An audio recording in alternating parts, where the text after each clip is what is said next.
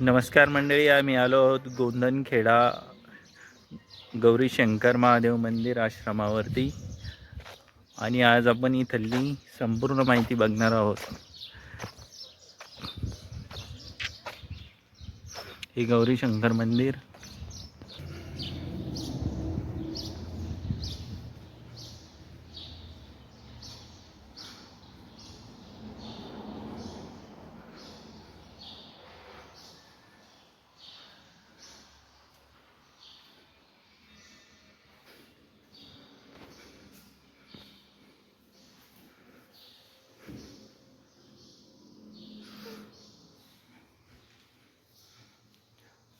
गणपती,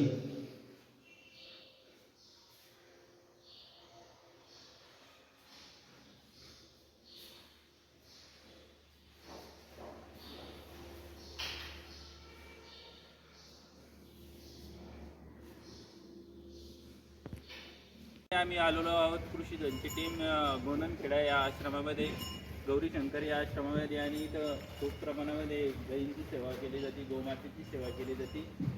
तर आपण इथल्या सेवेकरी मंडळींना विचारणार आहोत की ह्या सेवेची सेवा करतात. चला तर आपण इथल्या मंडळींना विचारू, महिला सेवेकरी यांनाही विचारू. तुम्ही किती दिवसापासून सेवा करता? आम्ही 14 वर्ष झाले. 14 वर्षापासून सेवा करतो. हो का? आमच्या घरात खूप शांतता झाली. आमच्या घरात पूर्ण एका गावाचं ते आम्हाला चांगलं वाटतं. आमच्या मालाला उत्पन्नाला चांगले यावे. म्हणजे तुम्हाला सेवा करून चांगलं म्हणजे आनंदी आनंद आहे. किती वर्षापासून तुम्ही सेवा करता इथं? 14 वर्षापासून. 14 वर्षापासून पूर्ण. आणि असं ऐकण्यात आलं की प्रत्येक गावातल्या महिला येतात आणि इथं सेवा करून जातात. आमच्या गावात पण 2 गट 3 होते, आता 2 आहे. एक 11ला येते, एक 12ला. तुम्ही किती वाजता येता सकाळी? 9 वाजता येते. कधी एखाद्या टाईम होते. किती वाजेपर्यंत गाव बाया राहते जवळ. तुम्ही कोणत्या गावचे आहे? आम्ही खाजवायचे. हो का? भोकरदन आपल्या जाफराबाद. हो का? आई तुम्ही आळंदचे आहे का? हो का? आणि सेवा किती दिवसापासून करता? हो का? काय काय सेवा करता तुम्ही? हीच आता गायची आपली गाईचे झाड दूर करतो. झाडा विलायचे. हो का? झाडाला पाय टाकायचे. तिकडे झाडायला खाली खालच्या आश्रमामध्ये सुद्धा तुम्ही सेवा करता? हो का? आणि त्यांना आता चारा वगैरे कसा उपलब्ध होतो समजा इथे? हो का? कसा कसा इतक्या आता इतके ह्या गाई किती 500 गाई आहे समजा. हो का? रानमध्ये देते का? हो का? आता आश्रमामध्ये सध्या किती गाई आहे? एकूण 300 गाई. हो का? आता त्यांची सेवा माणसं करतात, महिलांकडून ती केली जाते. सकाळी आश्रमाचे कर्मचारी शेण काढते. त्यानंतर 10च्या दरम्यान सेवेसाठी लक्ष्मी आहेत त्या काढत्या शेण. त्याच्यानंतर मुरा घासे त्या गावाने भरणं झाल्याच्यानंतर देठीचं कट्टर 20 ते 25 किलो गूळ त्याच्यात टाकते. त्याच्यानंतर काही हो. 12 वाजेपर्यंत कंप्लीट होऊन जाते. आणि पाण्याची व्यवस्था कशी?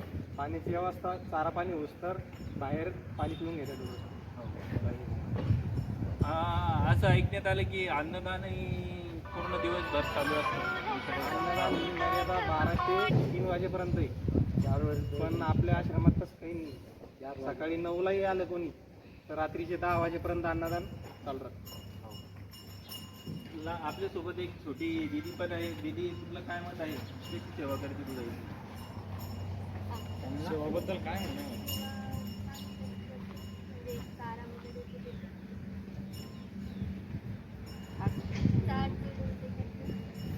दीदी नाचती तरी ती करते इथं. दीदी घरी इथली नाचती, ती घरातलं काम करत नाही. तुम्ही कशी सेवा करता गायची आता आलो आम्ही, शेण काढलं, झाडून केली, मिट्टी भरली, एवढं त्याच्यात टाकू लागलं. गायची सेवा झाली. आणि खाली अन्नदान कोण करतं समजा? एवढं आता अन्नदान हे रोज येणारी जाणारी मोठा हायवे रोड आहे, जाफराबाद देऊळगा राजा. तर इथं दररोज शेकडो लोक येत असतील. त्यांची जेवणाची व्यवस्था आपण कशी करता? भाजी म्हणजे आता ज्या शेताची माळवर राहते नाही तर म्हणजे ज्या प्रभात खेती आता आज सुद्धा येताना एवढे पिकवते मिरच्या घेऊन आले म्हणजे आपल्या आपल्या मननीचे आणून देतात माळवर. भाजी इथं बाया आणतात आणि पोळ्या समजा अशी तारीख येईल येते आमच्या गावाला एक तारीख येईल मग तर पूर्ण एक महिना एक एक तारीख येईल खेड्या गावाला मग ती गावातून ती पोळ्या आणून घालतात. थोडा भात शिरायचंच बनवतात. आता किती महिला येईल तुम्ही? आम्ही 13 जणी. दर महिन्याचं 25 राहत्या का कमी जास्त होतं का? पंचवीसच्या पुढंच राहते. शेताची कामं चालली कमी आता त्याच्यात कमी येतात. खाली जी सेवा होती आता खाली जे आश्रमाची झाड झुड ते सर्व तुम्हीच करता? पण करतो भाटे घासणं बाकी मग गायचं सोडून जेवढी सेवा होईल तेवढं करतो आम्ही जेवढं हे सांगते समजा बाबा सांगतात ताई हे करा ते करा मग बाबा सांगेल म्हणजे आम्हाला तर लय अनुभव येईल बाबाचा म्हणजे आमच्या घरचे तर प्रत्येक अनुष्ठानला याला त्याला राहतात. माझा मुलगा पूर्ण एक महिना संभाजीनगरला आहे. सांगा बोला ना. रडू नका. म्हणजे या बाबा पोराचं जीवनदान देतेले म्हणजे पहिले पण मानव यांना मी पोरगा आमचं समजा म्हणजे कुठले येतो पण एवढा मुलगा आहे माझा ते पोरगा सारखा आणि जाफराबाद चिखली जालना आखरी समजा ट्रीटमेंट संभाजीनगरला नेलं तिथून ते डॉक्टर म्हणे जर समजा 8 दिवस ॲडमिट करतो पाहतो म्हणे याची हे करून नाही तुम्हाला पुढं मुंबईला बी न्यावं लागेल म्हणे. पण मग आमच्या घरच्यानं माझ्या तेराला फोन केला तिच्या घरच्या आलं आणि म्हणे तू बाबाकडून काही का व्हायना परसाद माझ्या पोराचंच घेऊन ये म्हणे. मग इथून परसाद नसतं नेला आम्ही बाबाने सांगितलं आम्हाला फोनवर ताई तुम्ही सुंदर आपला हनुमान चालीसा अजिबात फोन घेऊ नका मी जेवढा पाठ होईल तेवढा करत राहा. तर आम्ही दोघं नवरा बायकोनं आमच्या मुलाकडे कमी लक्ष दिलं पण हनुमान चालीसा सारखी पाठ केलं. तर आमचं पोरगं लगे 8 दिवसातच आम्हाला संभाजीनगरला सुट्टी भेटली तर आम्ही पहिले मुक्काम इथं केला. आम्ही घरी सुद्धा नाही गेलो. आमचं पोराच्या पाया पडलो बाबाला बोलले नाही म्हटलं बाबा तुमच्याच जसं आशीर्वादाला आमचं पोरगं घेऊन आज आम्ही चांगलं आलो नाही तर आमच्याबरोबरचं एक पोरगं आमच्या शेजारचं वारलं तिथं या रेपाळ्याचंच. ते एवढा अनुभव आहे आम्हाला या बाबाचा म्हणजे आम्ही माझे सासरे पण आता एवढे 60-70 वर्षात झाले तेव्हापासून आम्ही सेवा धरली तिथं माझ्या सासऱ्यापासूनची तर आम्ही पण करतो जास्त. आता आमचे मुलगा आहे आम्ही याला घेऊन आलो म्हणजे आम्ही पुढं आम्हाला वाटतं की आम्ही गेलो तरी आमची पिढी इथं सेवा करा. हां सेवा करा. आता चांगलाच मोठा चमत्कार घडला तुमच्या. चमत्कार हाच नाही आम्हाला ना आम्ही म्हणजे कोणत्या देवाला मानतो पण आमच्या घराला म्हणजे या बाबाचं जास्तीची आहे म्हणजे आता आम्ही काही बी संकट आला संकट आलं की आमच्या घराला नाही आमची. आता सध्या महेशगिरी बाबा कुठं जाईल? रामेश्वरला जाईल. रामेश्वरला 15 दिवसासाठी जाईल. हो 25 दिवसासाठी. हां रामेश्वर तिकडे आता ते तिकडे जायचं. आणि खाली जे आश्रम आहे आता आपला तिथली सेवा सुद्धा बाबाच्याच हाताखाली आहे. आणि गाई सुमारे 300-350 गाई आता इथं. आणखी गाई कुठं दुसऱ्या आश्रमात आहे का? जेवखेड्याला आहे का? तिथं किती गाई आहे?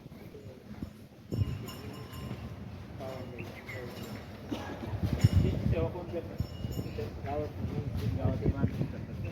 हो का? आता इथली सेवा संपल्याच्या नंतर तुम्ही परत दुसऱ्या महिना आहे का? म्हणजे आमच्या हो का? परत तो किती जणींचा असतो? 15-16 जणी. हो का?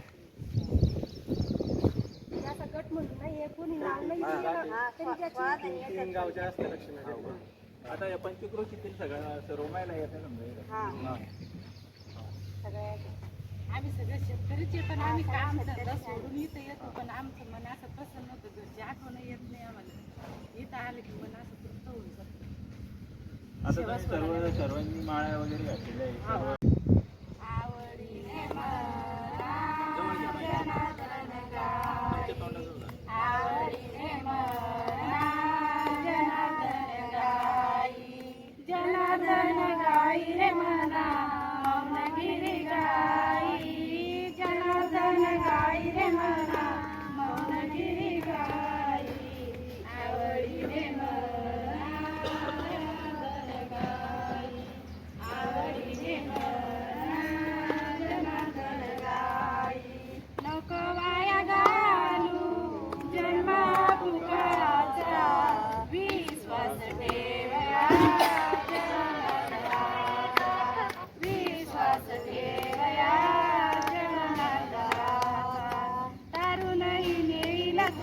इजती संताई तरुणाई नेईल तुझं इजती संताई आवडीने म्हणा जनार्दन गाई आवडीने म्हणा जनार्दन गाई जनार्दन गाई रे म्हणा मौनगिरी गाई जनार्दन गाई रे म्हणा मौनगिरी गाई आवडीने म्हणा जनार्दन गाई आवडीने म्हणा जनार्दन गाई बंधू बहीण माय बाप नाही रे कुणाचे हे माझे ते माझे वाघवी शिवाचे हे माझे ते माझे वाघवी शिवाचे मी तुफान सोडून म्हणा भगवंत पायी मी तुफान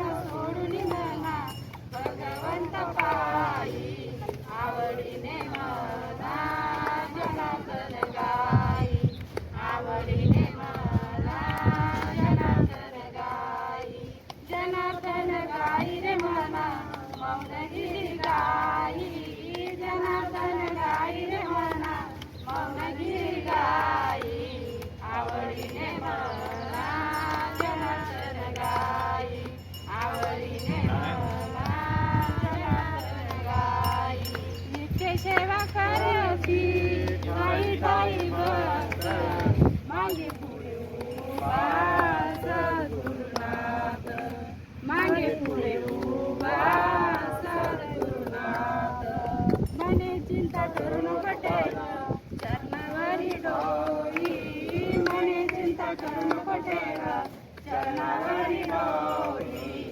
आवडीने म्हणा जनार्दन गाई आवडीने म्हणा जनार्दन गाई जनार्दन गाई रे म्हणा मौनगिरी गाई जनार्दन गाई रे म्हणा मौनगिरी गाई आवडीने म्हणा जनार्दन गाई आवडीने म्हणा जनार्दन गाई काय वरनू मी बाबाची करणी गाता गाता मारी न पुरे वारी गाता मारी न पुरे वारी दासा मिलीन चरणावरी होई दासा मिलीन चरणावरी होई आवडीने म्हणा जनार्दन गाई आवडीने म्हणा जनार्दन गाई जनार्दन गाई रे म्हणा मौनगिरी गाई जनार्दन गाई रे म्हणा मौनगिरी गाई आवडीने म्हणा जनार्दन गाई आवडीने म्हणा जनार्दन गाई जनार्दन जय जनार्दन जय जगन्नाथ. आम्ही माझ्या कॅमेरामन सोबत नारायण सोबत मी कृष्ण लवटे गोंदनखेडा.